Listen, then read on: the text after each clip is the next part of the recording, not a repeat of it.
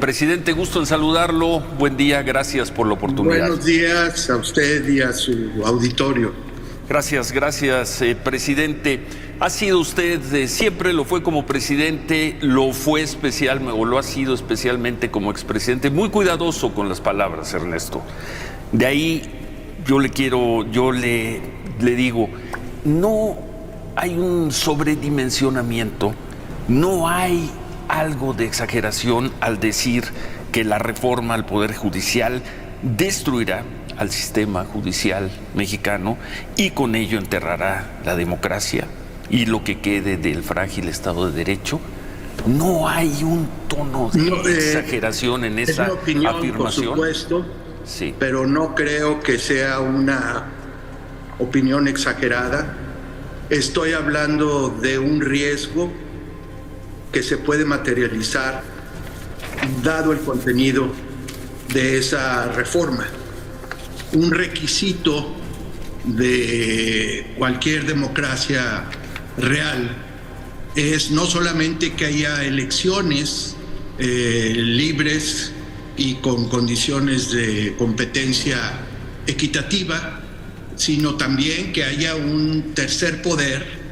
Con las elecciones se determina el legislativo y el ejecutivo, pero que haya un poder independiente que imparta justicia, pero que también esté atento a que los otros poderes del Estado cumplan con sus obligaciones constitucionales. Y esta reforma está muy cuidadosamente diseñada para que los poderes legislativo y ejecutivo, que como vemos evidentemente ahora han caído en manos de un solo partido, puedan determinar, nombrar quienes tendrán la responsabilidad de ser juzgadores en el sistema jurídico, en el sistema judicial. Algunos dirían, no, lo que esto hace es que el pueblo elija a los jueces y a los ministros de la Corte.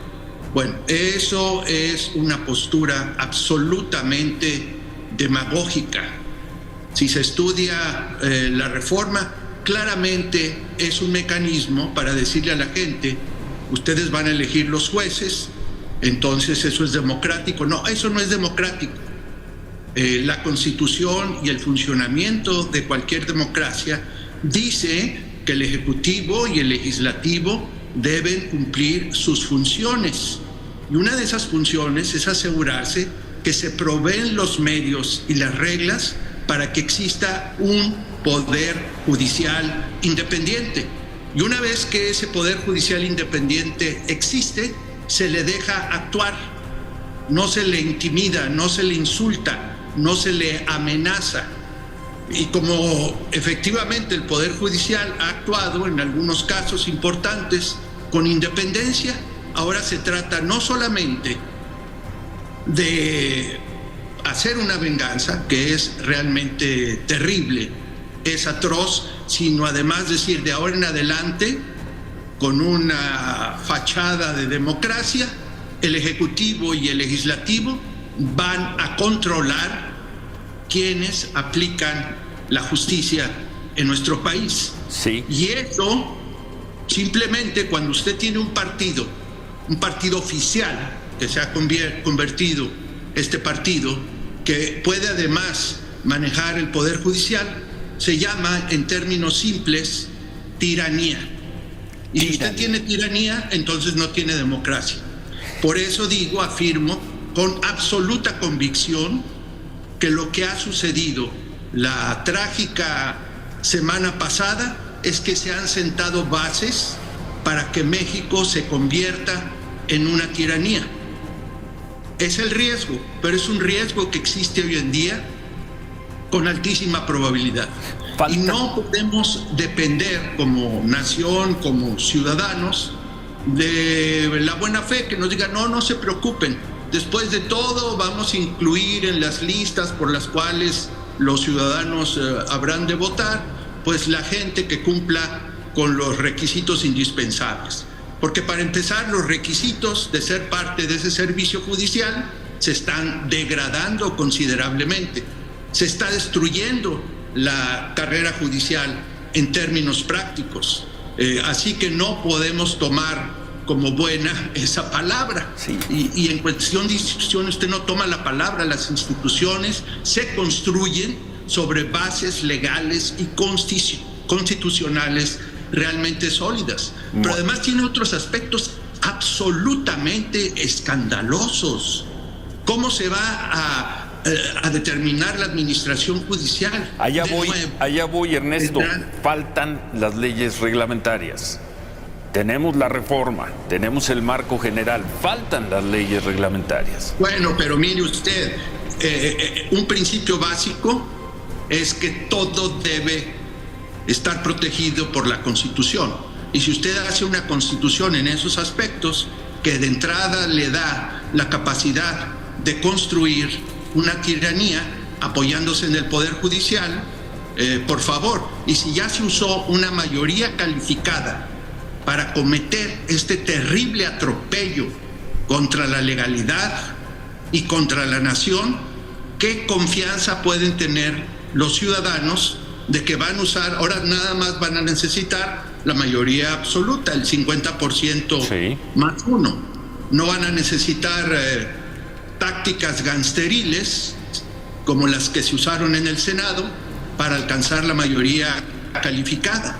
No es posible tener una ciudadanía que está practicando la democracia con toda libertad y luego traicionar esa ciudadanía con métodos que son absolutamente autoritarios y antidemocráticos.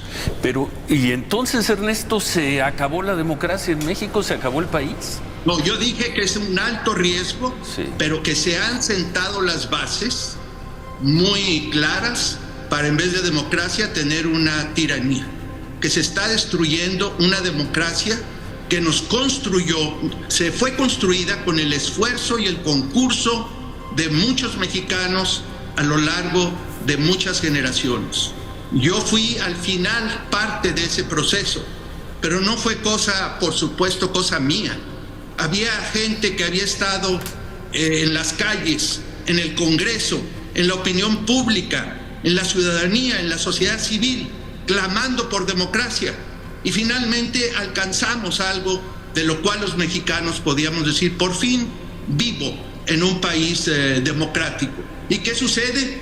Llegan unas personas aprovechando esa democracia que habíamos construido entre todos, se hacen del poder público y empiezan a manipular, a distorsionar, a abusar ese poder público para destruir las bases de nuestra democracia. Eso es totalmente ilegítimo, eso no es ético, eso no es tenerle lealtad a la República Democrática que queremos los mexicanos. Usted dice que es ilegítimo, ellos dirán que ganaron en 2 ocasiones y con claridad las elecciones federales presidenciales. Y perdón, el 18 pero y en el 24. Seamos claros, sí. ¿sí? Estoy seguro que las personas que votaron por ese partido, que fue algo más de la mitad, nunca se les preguntó, ¿están ustedes votando porque se destruya la democracia y se construya una tiranía donde seguramente será muy fácil abusar de sus derechos humanos y no respetar sus garantías individuales? Porque es lo que sucede en todas las tiranías. Absolutamente. La historia es muy clara. Y la historia de nuestro país y la historia de América Latina en particular es muy clara. Cuando hemos tenido gobiernos abusivos, autoritarios, sin límites en su capacidad de hacer daño, entonces se traduce en una tragedia para la gente. La gente no fue a votar, la gente fue a votar por candidatos. Y además la gente fue a votar, obviamente, movida por una maquinaria electoral que ha construido el partido oficial, utilizando la política social, y eso fue denunciado, fue dicho por el Tribunal Electoral, pero no voy a cuestionar, los votos se contaron bien, absolutamente. ¿Y sabe usted por qué se contaron bien? Porque existe un instituto, sí, la construcción del instituto electoral. Se contaron bien. Pero se contaron bien. Los señores están abusando de ese sistema electoral. Estamos escuchando una voz decidida, resuelta, enérgica, frases que me da la impresión sobre las cuales usted ha reflexionado durante semanas, meses en torno de un tema, de la situación, del gravísimo riesgo, del grave riesgo. ¿Perdón? Bueno. Era niño, creía en la democracia. Sí, del grave riesgo a la democracia por el que está atravesando México. De ahí la pregunta, y más al escuchar la vehemencia con la que nos está hablando, presidente, ¿por qué hasta ahora? ¿Por qué hasta hoy estamos escuchando la voz de Ernesto Zedillo? Es una respuesta muy sencilla. Sí. Aún antes de dejar la presidencia, tomé una decisión de no intervenir en la política de mi país. Que la manera más digna y respetuosa hacia la República era abstenerme bajo cualquier circunstancia de alzar la voz, de opinar sobre asuntos políticos de México o sobre políticas públicas. Me convertí en un estudioso y opinador de temas de la economía internacional, del desarrollo internacional, de América Latina en lo general. Dije, pero nunca voy a opinar sobre México. Pero cuando veo que la República está en riesgo, no puedo quedarme callado. No puedo ser cobarde.